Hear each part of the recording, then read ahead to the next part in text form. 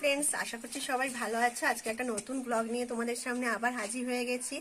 দেখো, আমরা এসছি আজকে শিলারিগাঁওতে। এখানে একদিন স্টে করব, তারপরে আমরা বেরিয়ে যাব আবার আরিতারে। তো তোমরা এখানে ভিউটা শুধু দেখো। আজকে আমাদের সাথে চলে এসছে আমার মা।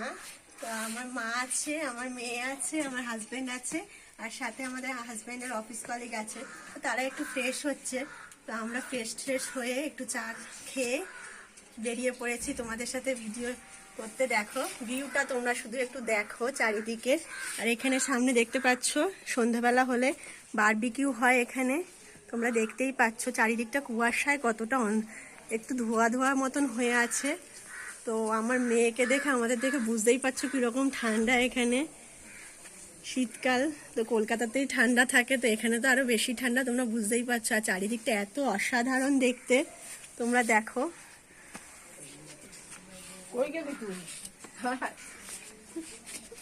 আমরা এই দেখো, মেয়ে তো খুব আনন্দ পেয়েছে, নিজেই ছোটাছুটি করছে, ওর পিছনে আমাদেরকে থাকতেই হচ্ছে না। ওর ঠাকুমা দেখো ওর পিছনে দৌড়াচ্ছে সারাক্ষণই। তো বাইরের দেখো পাহাড়টা দেখো, এখান থেকে দেখা যাচ্ছে। আমাদের হোমস্টেটা এত সুন্দর, কি বলবো তোমাদের। তো চলো আজকের ভিডিওটা এখানেই শেষ করছি।